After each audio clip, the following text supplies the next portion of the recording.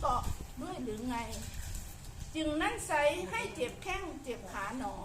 ไปเหยียบอะไรเขามาคลอเจ้านั่นหนอลมพัดลมเพหรือกระไร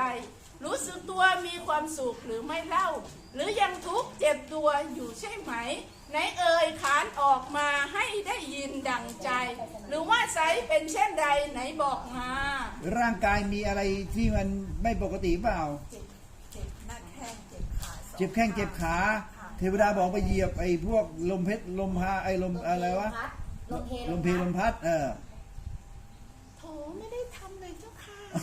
อยู่ดีๆเขาก็เดินมาหาแล้วเดินมาต้องมายุ่งอะไรกับเขาล่ะก็เกาะไปมาค่ะเขาเชิญหรือเปล่าไม่เชิญเจ้าค่ะมาเองจะเหยียบอีฉันทำไมล่ะคะอ๋อแล้วอีฉันมีอยู่ตรงไหนล่ะอีฉันก็อยู่ตามพื้นเรียราดไปนี่แหละค่ะไม่รู้จักหลบเขาบ้างอ่ะก็หลบแล้วเจ้าค่ะหลบแล้วทำไมหลบไม่ทันค่ะหลบไม่ทันแล้วก็เหยียบเข้าไปในขาเธอเลยเธอเจ็บขาป่ะกอดขนาดตัวเองเจ็บเหรอเจ็บมานานยังอาศัยกินนิดหน่อยอะค่ะเธอเล่นไปปีกว่าใช่เหรอกี่ปีนะปีกว่าแค่ปีเองยังไม่ถึง10เลยค่ะอีฉันไม่ได้ตั้งใจผีเป็นข้างถนนเยอะแยะเนี่ยไปเดินทะลึ่งทะล่าเป็นไม่ได้หรอกให้อยู่ด้วยนะตัวเอง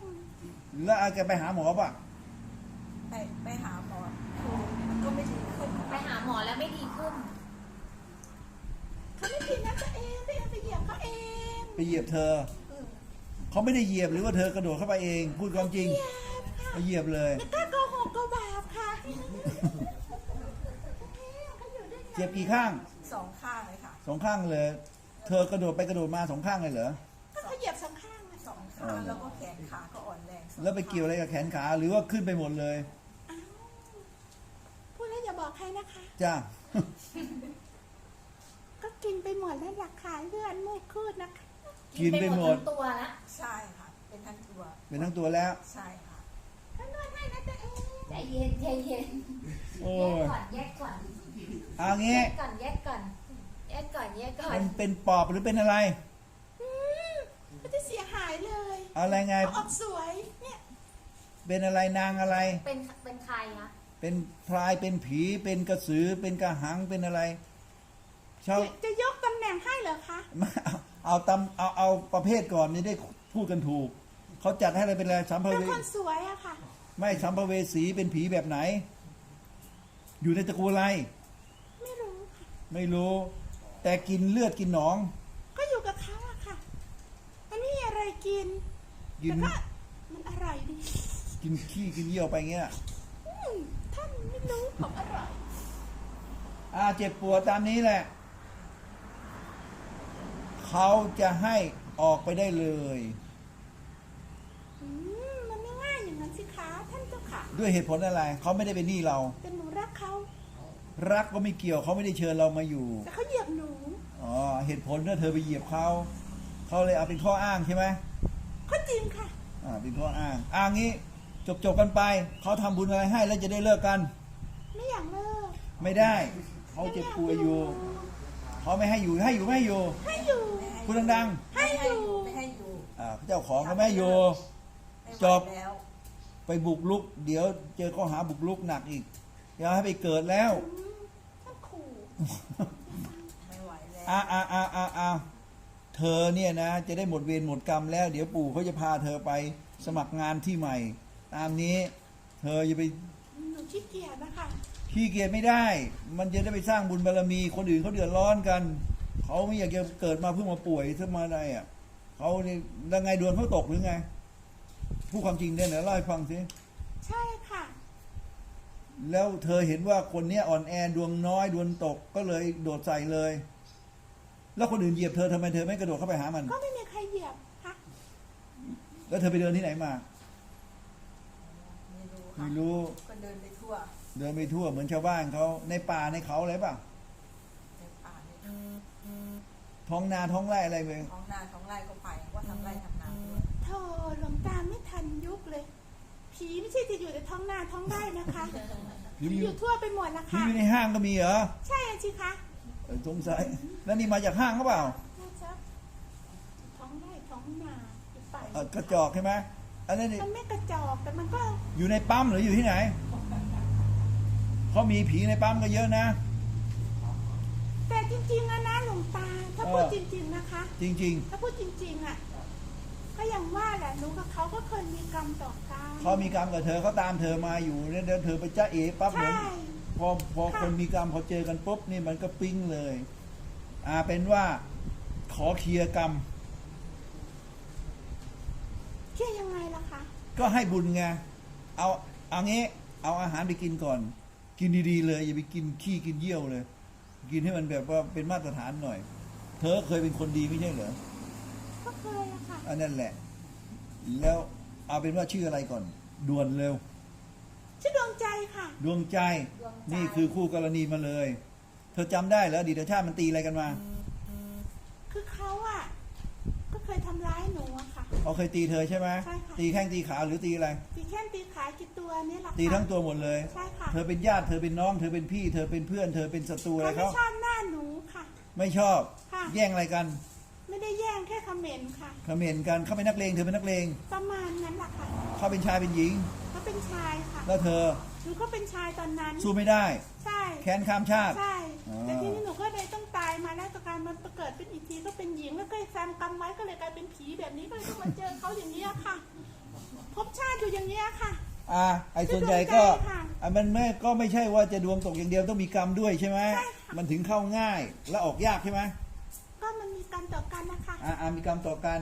พวกที่ลมเพลลมพัดนั่นแหละ มันก็ส่วนใหญ่ก็มีกรรมต่อกันเป็นว่าดวงใจจบแล้วเกมนี้เราจะแยกกัน เขาจะขอโทษเธอ โดยการบวชและก็ส่งบุญให้เธอไป เธอจะได้ไม่ต้องเป็นผีข้างถนนผีกลางถนนอะไรต่างๆ ให้เขาไปเหยียบไปย่ำอีกเธอจะกินอะไร กี่วันเหรอ ที่ชอบจริงๆนะคะหลวงตาชอบขนมจีนน้ำยานี่แหละค่ะ ขนมจีนน้ำยาให้ดวงใจ1 ชุดอะไรอีก เอาเสื้อผ้าค่ะ เสื้อผ้า1 ชุดอะไร ชุดที่มันดูดีหน่อยนะคะ เอาแบบไหนล่ะแบบทันสมัยแบบกระโปรงหรือว่าฉลงเฉ ใส่ ลิม ผ้าถุงอะค่ะ ผ้าถุงเสื้อ แบบไหนคออะ เสื้อ ไร ลูกไม้นะคะแบบ ผลไม้อันนี้รองเท้าหน่อยเปล่าชุดผู้ใหญ่แบบนี้แหละไอ้อย่างสไตล์นี้แหละชอบป่ะ ชุดเป็นชุดที่เขาชอบอะ ชุดที่เธอชอบเหรอ อาหารก็เขาก็ชอบกิน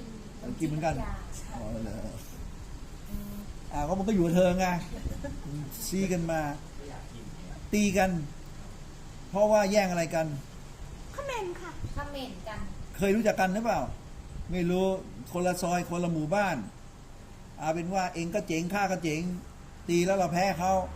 แล้วไม่จบแค้นนะสิ แพ้ก็ต้องยอมแพ้ดิ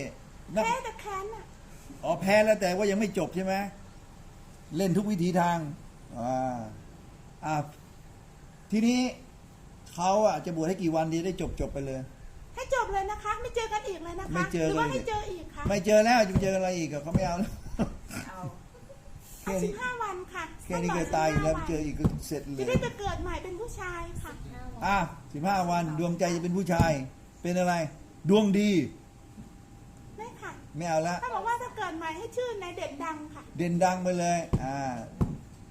ก็ขอให้อย่าไปตีกับใครแล้วอย่าได้แพ้ใครอีก คงไม่ตีใครแล้วล่ะค่ะ เข็ดแล้วค่ะ เกลียดแล้วใช่ไหม ตอนนี้ก็ไม่ตีค่ะ เข็ดแล้วค่ะ ก็ขอบอกว่าพูดกับเขาเพราะๆอยู่ด้วยนะตัวเอง ตัวเอง แล้วนอกจากนี้เนี่ยมีเด่นมีอะไรนะดวงเดือนเหรอ ดวงใจ มีดวงใจแล้วมีดวงอะไรอีกก็เปล่า ไม่มีค่ะ ไม่มีเด็กไม่มีใช่ไหมมีเปล่าเท่าที่เห็น ไม่มี ไม่มีแค่คนนี้คนเดียวก็น่วมแล้ว จบ ปล่อยสัตว์ ปล่อยสัตว์อะไรบ้าง ดวงใจรักสัตว์ ปล่อยทุกสัตว์อะค่ะ กบ1 ตัว ปลา ปลา1 ตัวใช่ไหม ปลา1 ตัวเกิดตายขึ้นมาทำไงคะ 5 ตัวเลย 2 ตัวก็ได้ เขาใจดีให้5 ตัว 5 ตัว 5 ตัว เต่าด้วยค่ะ เอาเต่า2 ตัวพอแล้วเต่าไม่ตายง่ายหรอก ยังไม่ทันได้พูดว่าเต่าตายเลยค่ะ ก็เลยจะบอกว่าหอยขมหน่อยค่ะ หอยขมไป2 กิโล 3 กิโล ขาดกันเลยนะเราดวงใจจะไปเด่นดังแล้วจะไม่ ไม่สนเลยใช่ไหมชาตินี้ชาติเดียวจบ ค่ะ สาธุ ต้องมาเหยียบเราอีกนะแต่เอง เออ แต่เองไปเหยียบคนอื่นต่อไปไม่เกี่ยวกับเราแล้วนะ อ๋อเหรอจะมาโทษดวงใจไม่ได้เลยใช่ไหม แล้วนะเราไปแล้วนะ แล้วดวงใจไอ้เนี่ยเขาจะบวชให้ได้เมื่อไหร่บอกเขาไปสิ ก็น่าจะเป็นมกรา ปีใหม่ไปแล้วเจอกันดวงใจตามนี้ ได้ค่ะ กลาง สาธุ มกรา อย่าลืม ให้ดู กินน้ำยานะแต่เอง เดี๋ยวให้ก่อนเลย เอาผักเยอะๆนะแต่เอง แล้ว ถ้ามีตีนไก่ด้วยก็นั่นแต่เอง ช่วง กินด้วย ที่ นะแต่เอง แล้วช่วงที่รอก็ไม่ต้องคือใส่ได้ก็ใส่ไป